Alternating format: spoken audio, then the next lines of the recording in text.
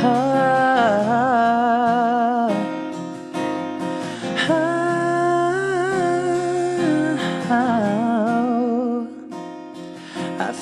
welcome back to the Music City Surrey Showcase. My name is Keely Ramage Scott. I am showcasing some amazing artists that we have in the City of Surrey and those that contribute to our beautiful Surrey music scene. Today, I am in the presence of greatness. We have the award-winning Connor Nelson in the studio with us. Hey, how y'all doing? Yeah. So, Connor, you've won a Fraser Valley Music Award, and recently one of your singles just charted to #1 on the Canadian queer music charts. Yeah. It's crazy. That's crazy. So you describe your music as midnight pop. Yes. What is that? So it actually, I kind of coined that term when I was actually promoting a song of mine called Black. 2 years ago, I was doing an interview, and the interviewer asked me how to describe the song.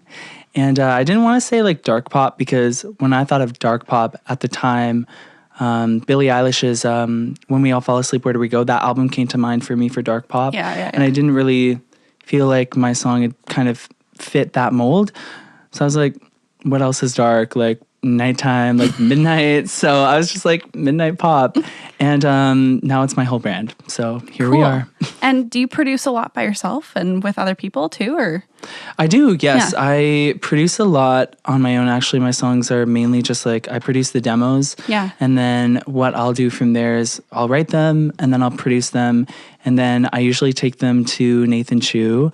And we like co-produce it together and just like finish the song together. So really it's a lot of like shaping of your own material from the genre defining, like of your own terminology. Like you really have a hands-on process, it sounds like. Yes. I love to go into a studio knowing exactly what I want to get out of it. Yeah. I don't like to like waste too much time. So I really like to shape the song beforehand and know exactly the vision I have for it before I get into that studio. Cool. So yeah, very hands-on kind of approach. Nice. We're doing this all backwards today, but now that I guess now that I guess we know where you are now, because I really wanted to talk about some of those accolades because that's amazing and I'm really proud of you. Thank you. But now that we kind of know where you are now, where'd you come from? Like, how did My music mother. become? Sorry. Did your mother get you into music too, or is that just like tell me about it? That was great, and I loved it. Thank you so much. Intrusive thoughts won. Sorry. No, I love it. But how did you first get into music? Like, where did that come from? So, I mean, it's very cliche, but I've been singing from like a very young age. But where music really came from was when I was in elementary school, we had a really small school, and choir/music class was a mandatory class for all the kids. Yeah. So I was in choir, and my teacher just randomly for our Remembrance Day assembly, she pointed to me and she's like, "You're gonna sing this part of Amazing Grace," and I was like 10, so I didn't care. I was like, sure, whatever. And then I told my mom. A lot of kids would have cared, so it shows that you were like, this is, I don't know. I feel like that's foreshadowing almost. A lot of kids would have been like, absolutely not. I just did. I wanted to go to recess. Like, I was just like, let's go. Like, I'm hungry. So, yeah, and then I told my mom about it, and she was like, she had that reaction. She was like, what? Like, that's crazy. And I was like, oh, like, I guess it is. Like, okay. Yeah. And then she heard me at the assembly, and the rest was history. She signed me up for lessons, and then I fell in love with singing from there. Yeah. It really sets the stage too. I feel like you are one of those just go with it kind of attitudes and personas too. Like I threw you a couple of songs last year for a show we did in like a covers night where the guys sang the girl group songs and you were like, okay. Okay, like I'll sing Pussycat Dolls. I'll be Nicole Scherzinger for a day. You nailed it. That was one of my favorite performances of that show. Thank you. And you were phenomenal as well. Oh. Killed it all night. Yeah. Anyway, what kind of influences do you have like when you're writing and when you're producing? I mean, SZA. Love SZA. Yeah. SZA's always going to be my number one. Her melodies are just like crazy. And I think it's so cool the way she, a lot of her songs just have a natural flow to them. Like it's not like, oh, this is like a lot of them you can tell when the choruses, but as for the verses, they all kind of flow into each other and no melodies are the same. So I think that's really cool. Also Taylor Swift. I mean, her writing is so cool, but I also love the fact that she writes, she's conscious of the fact that she likes things to roll off the tongue naturally. And I think that's a really cool skill to have as a writer, because you want people singing your lyrics back to you. Yeah. So you want them to roll off the tongue very easily. That's a really good point. Yeah. It's like, it's a nice way to think about it. I wouldn't have thought about it that way too. Yeah. Like you definitely want the audience to like sing back. So you don't want to make it like tongue twisty or anything. Or instead of trying to force your syllables, like, oh, if I'm writing a song, I need a word that fits this, you know? Yeah. And you can like make it fit with a melody. Yeah. Like you can make it fit by like a melody change or something like that. Yeah. I've learned to do that too. I find it's really helpful. Right? It's so cool. Yeah. Yeah. Okay. So when you are writing, both, I guess, do any collaborating on writing, or is it mostly just like producing that you send to somebody else? I'm starting to get into collaborations on writing. Yeah. I love writing for other people. Oh, I love writing cool. for other people, like helping somebody's vision come to life. Yeah. Love that. Like I eat that up. What's your process like? Ooh, I mean, I think for a good co-write, you definitely have to have, for me at least, I find I need a personal foundation first with the person. Yeah. So I love to know them a little bit personally before I do a co-write. I agree. Because I think it's important to have that rapport and that just be comfortable with the person already. Because I mean, music is such like a vulnerable, such a vulnerable thing. So like being comfortable in that space with people, I think is super important. So I love to know them a bit beforehand. When it comes to my music, I haven't done any collaborations in terms of writing like my music yet, just because like music to me is very personal. I think I would only do that like with like a best friend kind of thing. Yeah. But I mean, I love writing for other people. Like something that would go on your own project would be something that you'd only want to share with someone that was super close to you kind of deal. Yeah. Cool.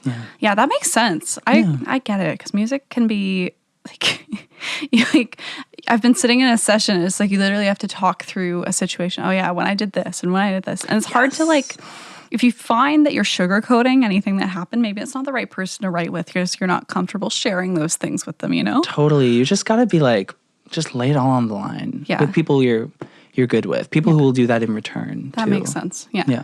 So you've been performing a lot more this year, both like with a band and in duos. Tell me about like some of your favorite live show experiences that you've had. Oh my goodness. I think definitely my favorite live show experience, probably one of them was Vancouver Pride. Yeah. The sound system was so good. Shout out to the people on the sound. But I love to move around. I love a stage where I can I'm free to move around. Yeah. And the crowd was so good. It was full of energy and people were really engaged in the performance as well. It was a really welcoming crowd. I felt very comfortable, very at home. Yeah. So that Vancouver Pride, that was probably one of my favorites this year. Yeah. And I find that you have a huge presence when you're on stage too. Thank you. So having like that kind of big welcoming audience must be just a huge thing. You know, when you're able to share something with a group of people that you know are going to resonate with kind of your sound and where you're at, I feel like that would have been the perfect audience. Perfect audience, yeah. It also helps that I started by being because it got the nerves out a little bit. Yeah, get the nerves out. Okay. What's your favorite? Do you have any pre-show rituals or other than, Oh my God, water and Jesus. I don't know. I like to shake everything out, kind of jumping jacks here and there. But I love to start a show. I need to start a show either clapping or doing some very strong physical movement. Yeah. Just to get that energy out.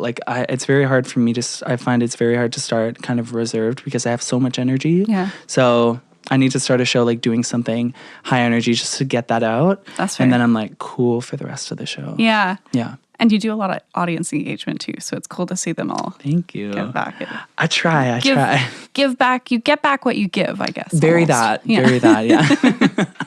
So one question I really like to ask everyone that comes on this show is that if you had a piece of advice to give to somebody that's just starting out in music and they want to pursue it, what would that be? Oh my God, there's so much. Yeah. If I could have one piece of advice, I would say if you want to be like an artist, understand why you like what you're listening to and really dissect it. Like when you listen to a song, what about that song do you like? Do you like the lyrics? Do you like the one little synth in the background? Do you like the snare? Do you like the kick? Like, what is it about that song that you like? And like really dissect every song you listen to and understand why you like them, because those things that you like, you're going to take and you're going to use that to form yourself as an artist. So pay attention to what you listen to. That's so true. Yeah. I remember I've literally gone back to a producer with multiple songs and said, okay, I want only the snare from this song and only the synth from that one. Yeah. Yeah. No, so important. Yeah. Yeah. Well, where can everyone find you online, Connor?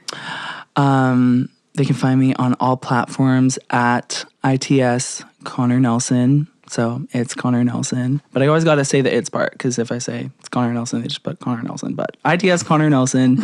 Or you could just look me up, Connor Nelson. Yeah, that's me.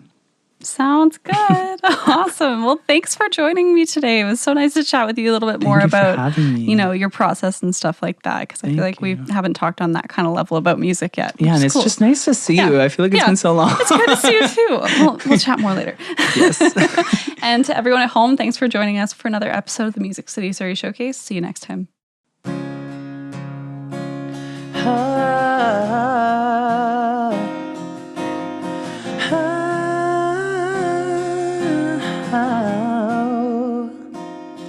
I feel like I'm breaking, think I'm falling apart.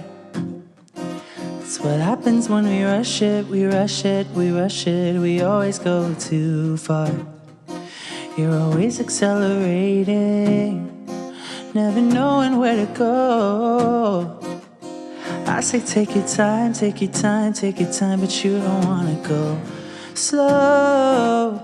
But isn't it obvious you're not coming down from your throne up on the highest cloud? So obvious, shouldn't shut my mouth so you can feel better about yourself. And baby, I know it was overdue. We held on so tight till our hands turned blue. But I'm sick and my heart is sore. I don't think I can love anymore. Muscle memory says to call you.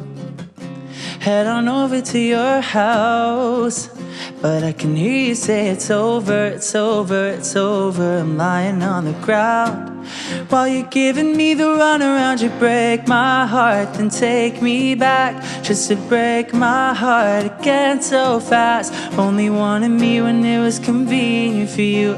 Think you only ever saw me as someone to use. Yeah, baby, I know it was overdue. We held on so tight till our hands turned blue. But I'm sick and my heart is sore. I don't think I can love anymore. Only said I love you to keep me down, praying every night that you'll come around. But love is not a war. I don't think I can love anymore. Oh God, I thought it was love. Thought if I couldn't take it, then I wasn't enough.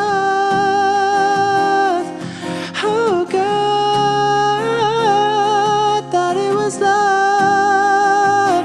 Thought if I couldn't take it, then I wasn't enough. Baby, I know it was overdue. We held on so tight till our hands turned blue. But I'm sick and my heart is sore. I don't think I can love anymore. Yeah, only said I love you to keep me down, praying every night that you'll come around. But love is not a war. I don't think I can love anymore. Yeah, oh, don't think I can love anymore. Oh, I don't think I can love